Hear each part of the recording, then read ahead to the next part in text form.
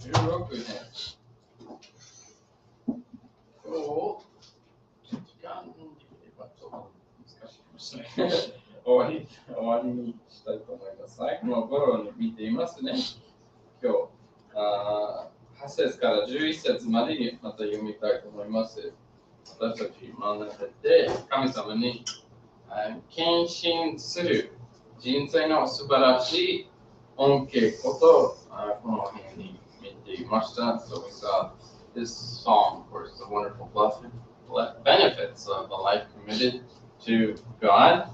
And so we're continuing in Psalm 16. We'll read verse 8 to 11.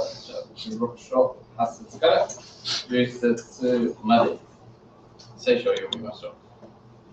私はいつも私の前に主を置いた。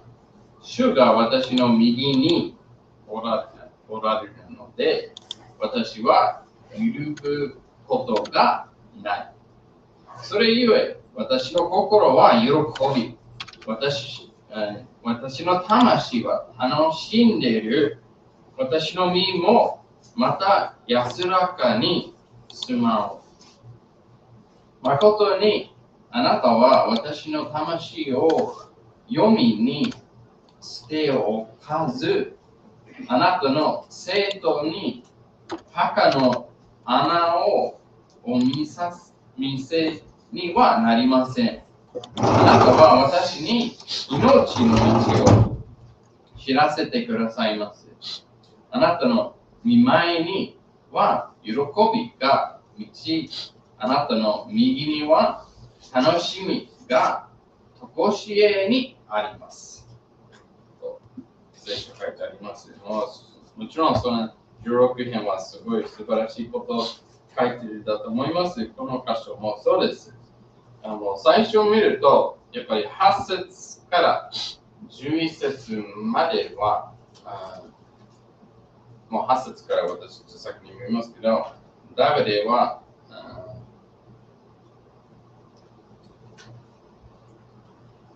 神様の約束という希望に喜び、安らいでいることがあります。それを書いてありますけど、でも私たちさっきペトロのことを考えると、やっぱり人の働き、この同じ箇所見えます。だからペトロはイエス様についてメッセージの中で詩編16編8節から11節までを引用していました。だからそれを次に読みたいと思います。大体同じ箇所です。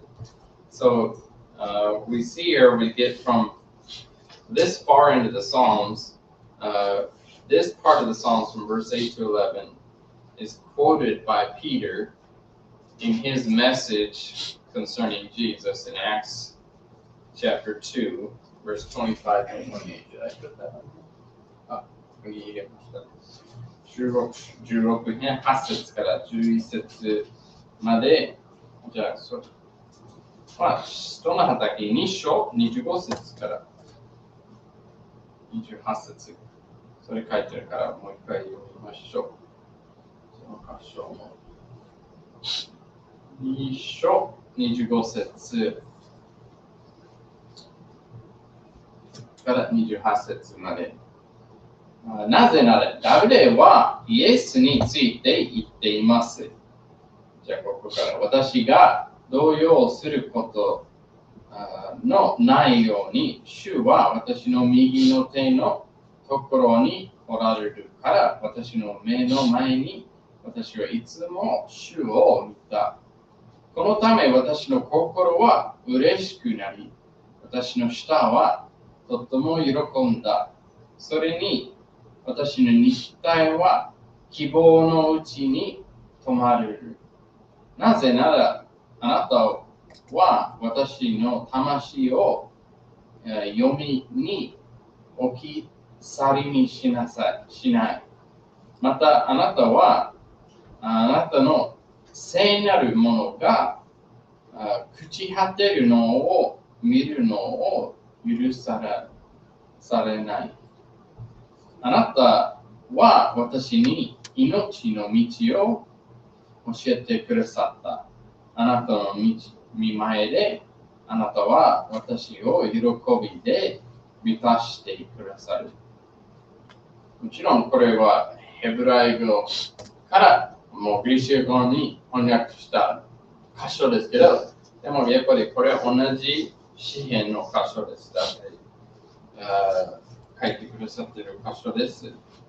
今、ペトロは読んでいます。もちろん、イエス様について、なぜそのことを教えているか、もちろん、イエス様の復活に対しても書いているから、31節と32節も読みましょう。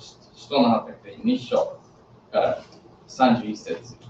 ダビデはこれを前もっていて、キリストの魂はハレスに置き去りにせず、その肉体が朽ち果てたのを見なかったと、キリストの復活について語りました。このイエスを神は復活させてくださいました。私たちはみんなこのことを証人です。だからそれ復活こと、やっぱりペトロがイエス様のことを詩篇に見えましたから、だからそれを伝えていました。今、詩篇16編学んでいるから、やっぱり今までとダビデは自分に対していろいろ伝えているんですね。私の状態とか、こういうですね。だからダビデはいろいろ私、神様を信頼しています。神様のために、決定しています。とかいろいろ見ていました。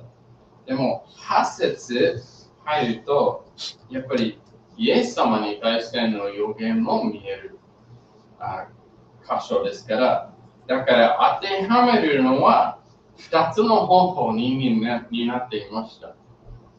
だからもちろん1つの方法は、ダビデは自分に対しても話しているんですけど、でもあまり知らないで、神様はダビデの言葉によって予言していました。イエス様の将来、メシアのことを伝えていました。So we get in Psalm 16, and up to verse number 8, David has been talking about himself primarily. He's just telling things about what's happened in his life, decisions he's made, and how he's going to trust God, and how it's brought blessings in his life, and he can be sure of things. But when we get from verse 8 through 11, the application switches to not just applying to David and his life, but we also see it being a prophecy of the future concerning Jesus Christ. And so we can apply it through David to us as well, but also through Jesus. And so it's a wonderful passage here. So we saw, I skipped over it though. David could trust God and be secure because David always put God before him. We looked at this last week. これは先週見ましたけど、ダビデの決定。私、いつも神様を信頼できます。できるのは、やっぱりいつも神様を私の前に置ける方ですから、でもその状態、イエス様もしていました。同じように。イエス様がこの世で人間になりましたから、同じように。もう不思議ですから、イエス様も神様ですけど、でも人間もそうですから。人間で父なる神様の前に生活していました。父なる神様を信頼していました。従っていきました。だから同じ状態、ダビデと私たちも同じできること見えます。じゃあダビデがだからその箇所はダビデと私とイエス様に対してことあります。So David here rejoices and rests in the hope of God's promise for the future. 詩編16編9節、次に読みましょう。詩編16編9節。それゆれ、私の心は喜び。私の魂は楽しんでいる。私の身もまた安らかに住まおうと言っていました。もちろんそれよりは全部前のことを言っていますね。ダビデが神様を信頼している。神様に従っていく。神様の言葉を受け入れる。神様の恵みいっぱいあるから、神様は私を、一番大切にしていますから、だからいろいろことで私喜ぶ。心から喜ぶって言っていました。My heart is glad, he said. 私の心は喜び。もちろん私たち人間は感情的なものです。時々私たち感情は上がっている、下がっている。よく喜んでいる、悲しんでいるとか、いろいろ変わることあるんですけど、でもやっぱり私たち神様を信頼すると、神様本当に従って私たちの右にいる、私たち怖がらなくて、私の代わりに喜びになります。ダビデも言っていました。私の心は喜び。もちろん神様を通して私たち喜びになります。神様の技で、もう本当に不思議な働きです。私たち喜びできます。でも顔だけ喜んでるだけじゃなくて、どこで喜ぶは心書いてありますね。心は喜び。だから、ただをやわってる冗談のことにちょっと楽になっていることではなく、心からの喜びは違います。もうすごい不思議なことです。Having joy in our heart, it's not just putting laughing at a joke or having a smile about something. Real joy from our heart is something that is so wonderful. And that's what he had. My heart is glad. The idea here is the glad is meaning brightened, it's merry, it's rejoicing. これ、喜びは明るくのこと、陽気のことです。喜ぶことです。もちろん、神様の隣にいるから私安全です。もう神様から平安もらって、だから喜びになります。その次のフレーズ、9節に、私の魂は楽しんでいると書いてあります。これはちょっと面白いですけど、魂書いてあるんですけど、英語の方は栄光と書いてあります。私の栄光は楽しんでいる。そういうふうに言っています。ちょっと私それを読むと、どうやって栄光が喜ぶになる。I was reading the English here, it says, my glory rejoices. Well, how can our glory rejoice? It's a hard, kind of a difficult thing there. We read it already, this in Acts, in the book of Acts. Instead of glory, the Bible uses their tongue. My tongue rejoices. だから人の働き見ると、栄光書いてないんですけど、舌書いてあります。舌で喜びます。喜んでいます。だから全部合わせるって考えると、私たちが栄光を与える方法は、やっぱり舌である。舌で人を褒める。神様を賛美する。褒めたたえる。は、舌を通して、だからその意味も深まれているだと思います。だからそれ書いてあります。My glory rejoices that The tongue is what we use to give glory, often to people. That's how we show it through our words. And so I think that's the idea here. And of course, a lot of the words, especially in the Old Testament, have a broad meaning, and this says the same word as this as well. But the New Testament helps us to understand it even a little bit better. We need to use our words to show joy and rejoice, and especially to rejoice and praise God. もちろん私たち舌を持って喜びしましょう。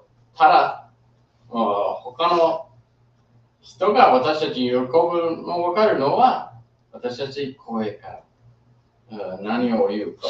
もちろん神様を褒めることは素晴らしいです。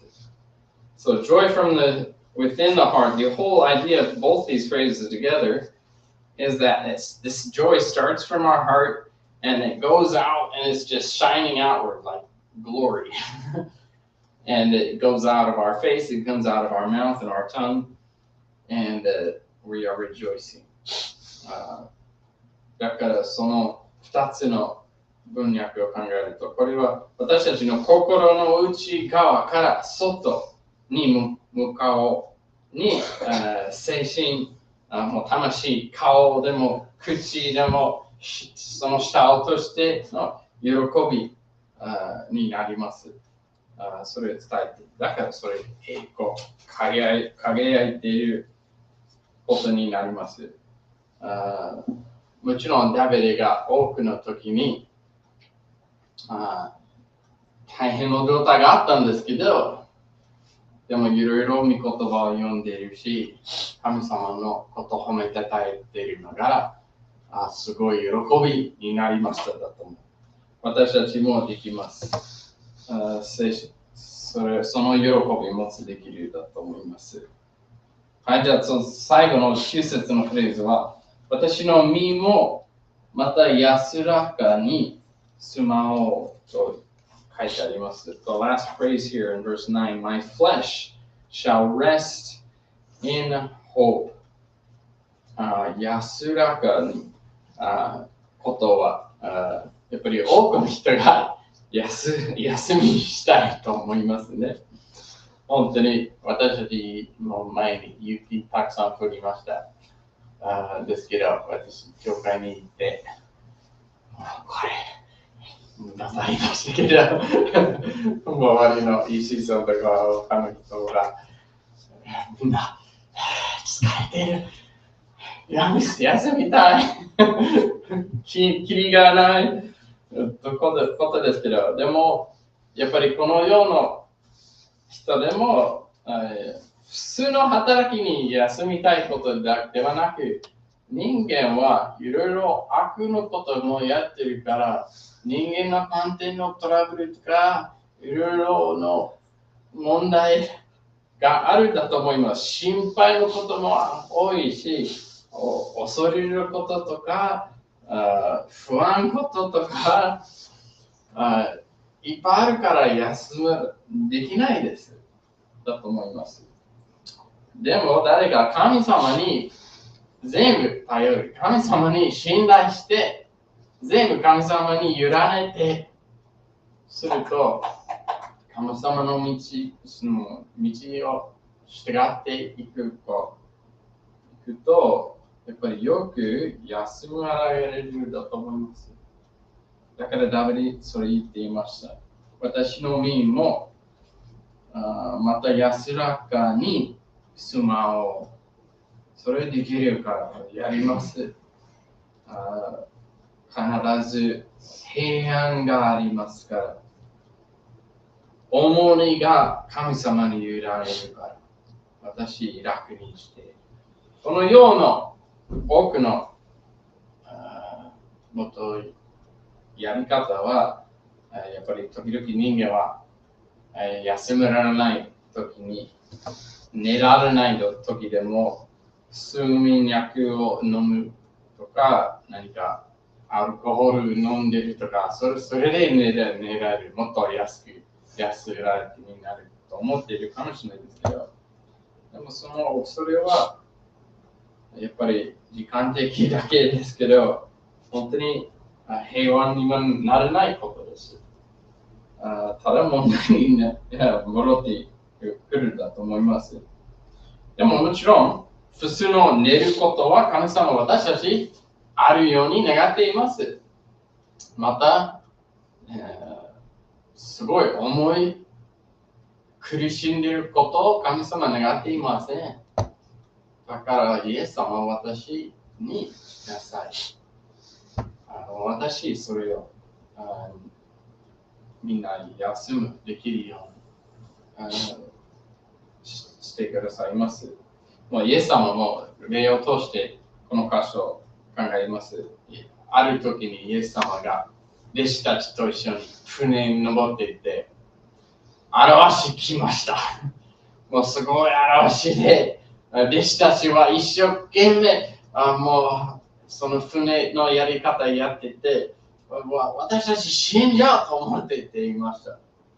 でもその時イエス様は何をしたんでしょう。寝ました。船の中に寝ている。だからこの箇所もやっぱり予言を通して見えるだと思います。イエス様は私の身もまた安らかに住まう。それイエス様もその部屋に持っていました。希望があっていました。私たちも同じ落ち着き平安、人生の希望を持つできるだと思います。We can have a calmness in our life. We can have peace in our life, a hope in our life. When we look to Jesus, do as David here, we trusted in Jesus. And Jesus was with his disciples in the boat. They had a storm come up and he was there sleeping in the boat as they're scared to death, afraid for their lives. And yet, when we're with Jesus, we don't need to be afraid. We can have rest and rest in him. And so David is praising God for it. I can trust God. There's rest in Jesus. And then he talks about the resurrection. And this is the reason. なぜよく希望があるか。信者と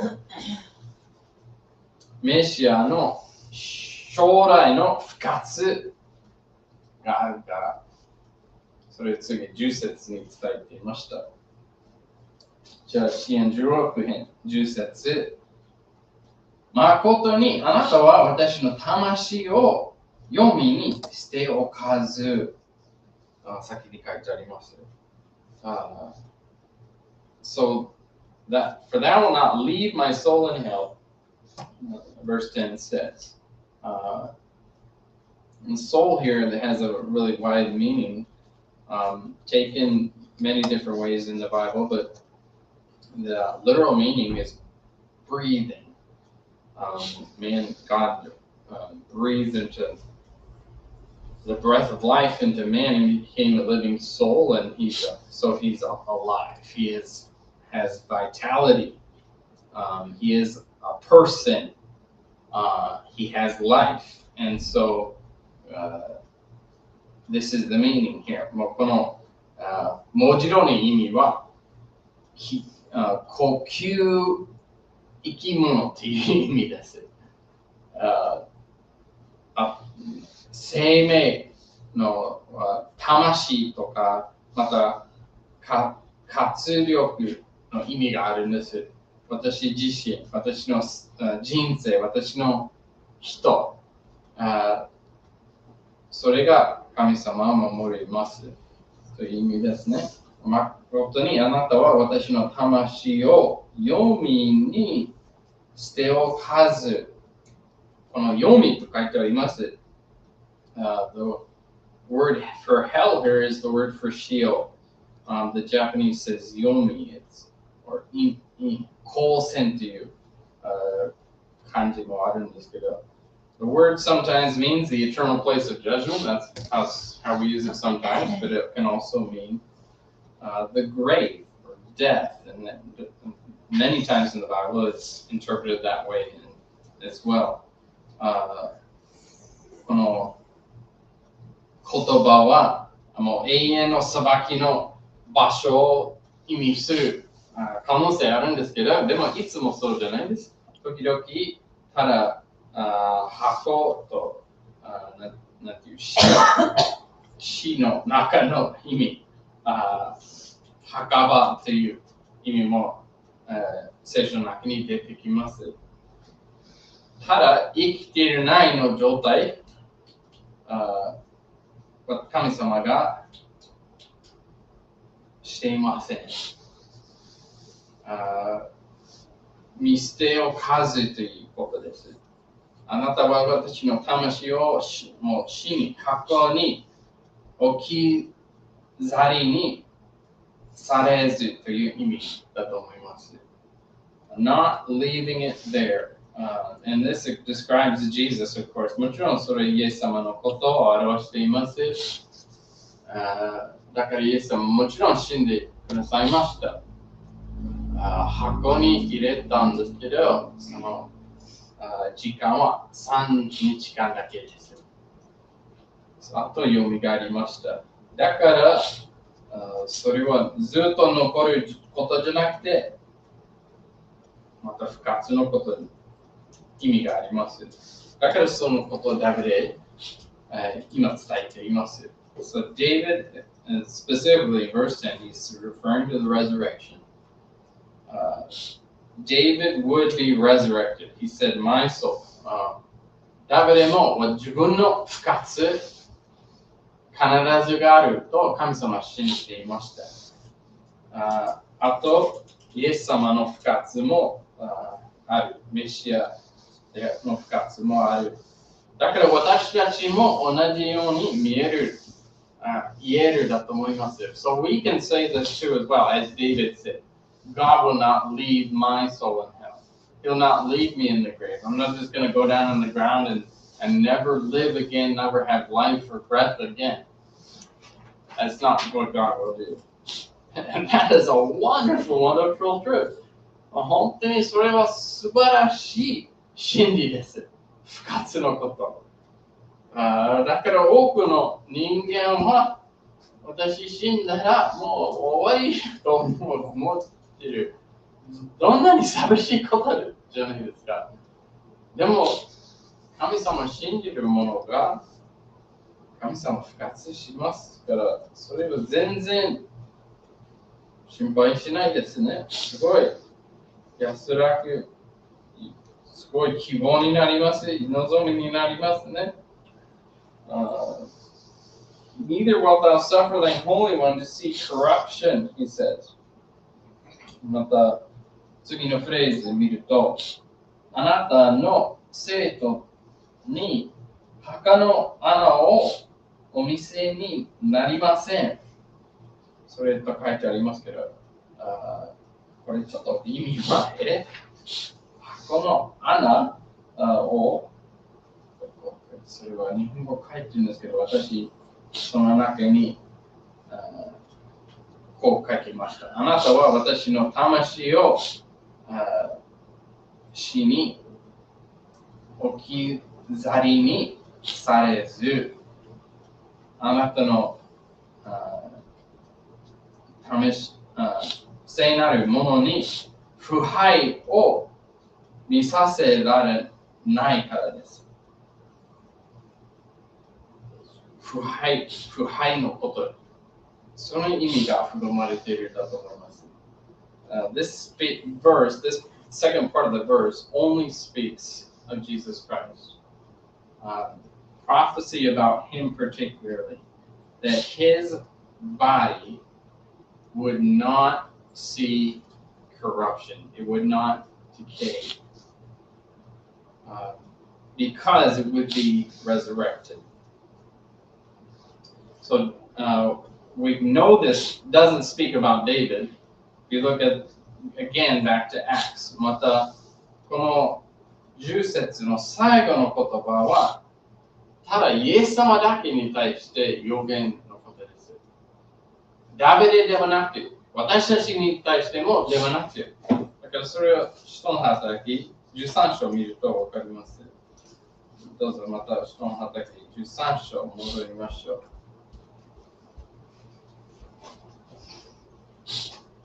う。だから、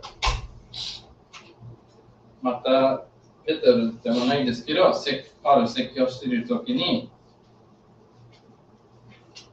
またイエス様の話、あとこのダビデの話もありました。人の畑13章36節と37節。So Acts 13, verse 36 and 37.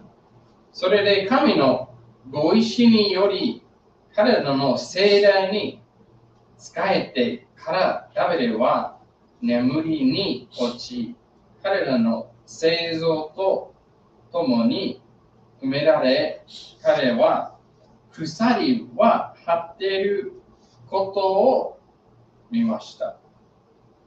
鎖ことがあったんですね。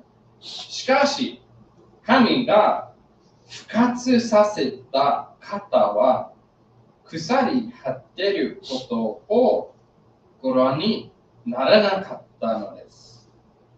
書いてあります。もちろん、これイエス様に対して。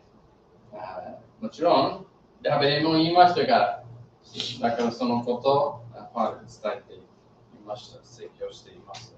すごいですね。もう普通は鎖になりますけど、私の体はいつ私死ぬことは分からないんですけど、でもやっぱりただ私本当にこの体だけじゃなくて、私も霊あるから、それは続いていきます。でも、イエス様は違います。すごいですね。素晴らしい予言です。からダビデがもう本当に有名な方ですけど、でも私たちと同じように罪の人です。私たち必ず死にます。ですけど、イエス様がもう悪いことをしていませんでした。だから、もう一つの考えは、イエス様もまた罪によって堕落していなかったんです。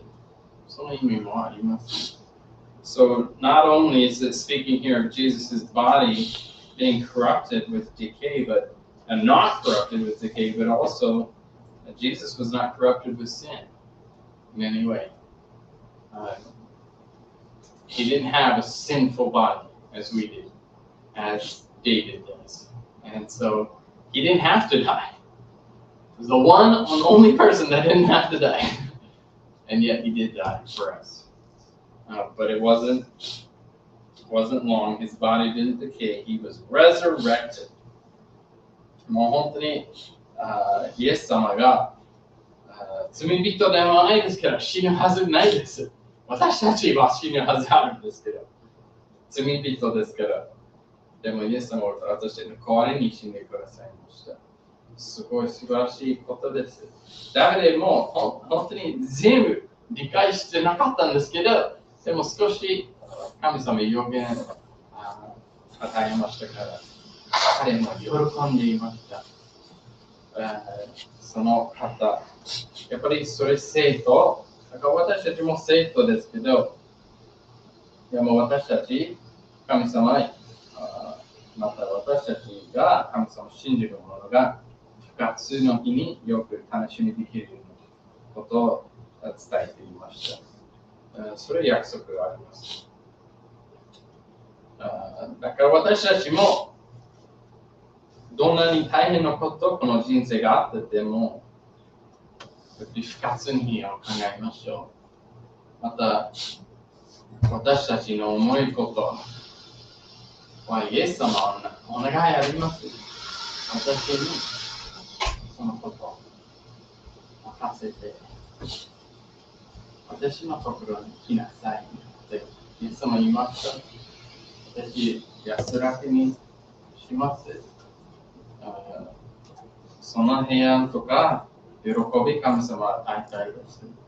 それをしましょう。だからダビデと同じように家できるように。